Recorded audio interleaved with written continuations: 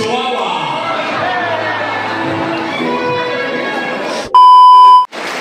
Yung nagagalit. Pati yung isang alaga ko. Chihuahua. Ano raw? Sa English eh. Para hindi ata maintindihan ng marami. Sabi, we felt betrayed. Wow! Ano mag-show na? O Tagalogin natin. Kami nakaramdam ng pagkataksil. Yun ang Tagalog. Napakabigat na salita. Pero para sa akin, ang pinakamabigat na pagkataksil ay pagtataksil mo sa taong bayan na may sinumpakan tungkulin at hindi mo ginawa yung tungkulin na yun sa iyong mamamayan. Chihuahua.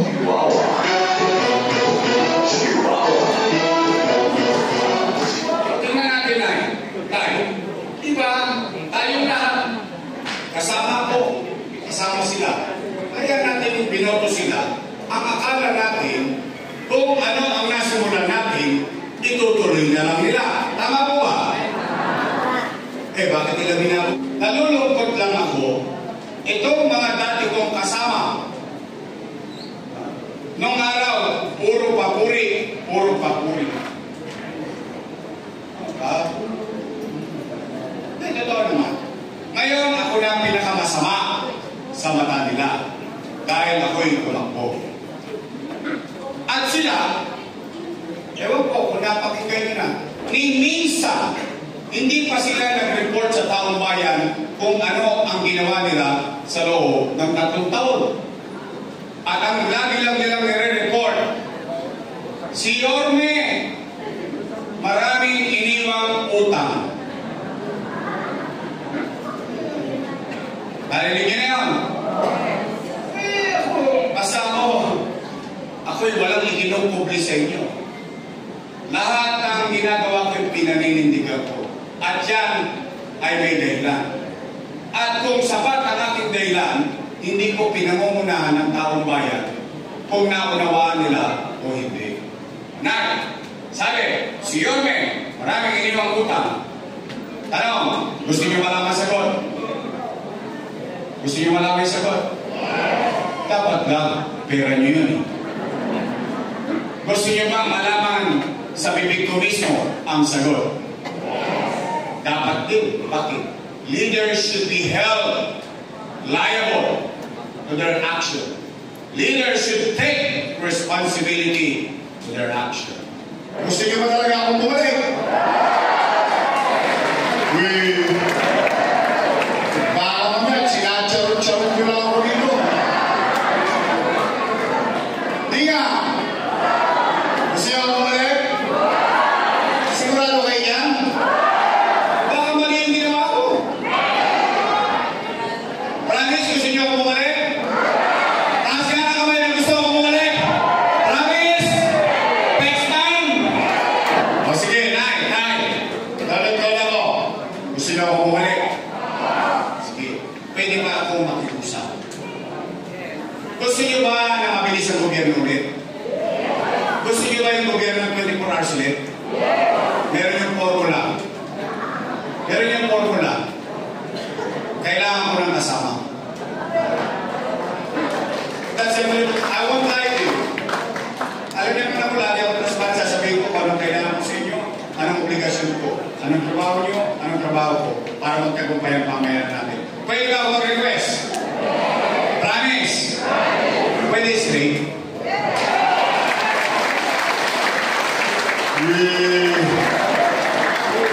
Bro!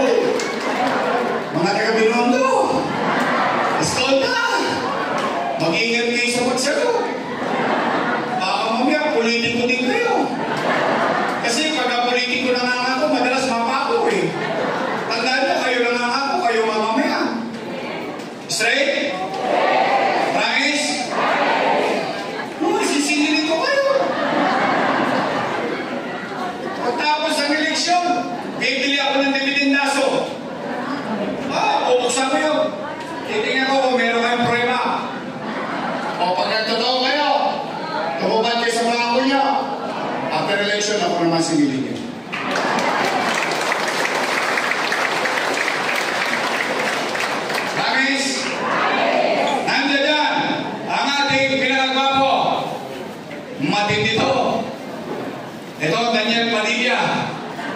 Pero mas kilala niyo tatay nito. Sino kaya mas gwapo? Si Letlet o si Ton? Si Ton? Si Letlet? Wala mo na rin ako tamanay.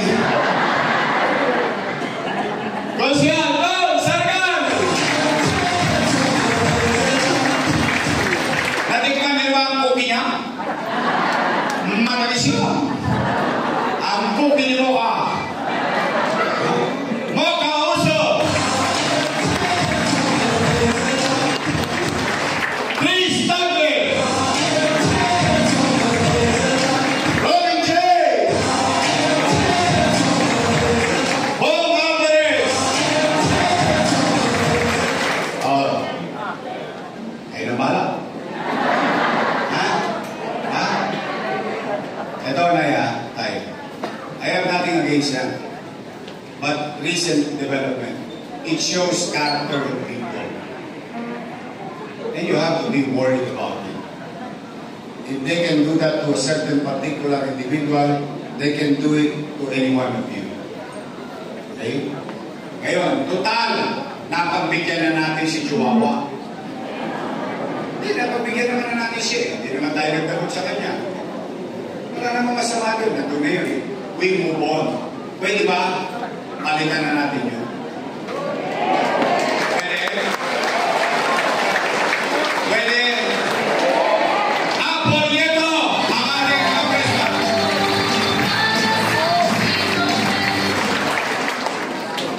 Kailangan ko ng kakamping vice mayor. Naiintindihan niyo naman yung kwento naman. Mahalaga ba ang meron ng kakamping vice mayor?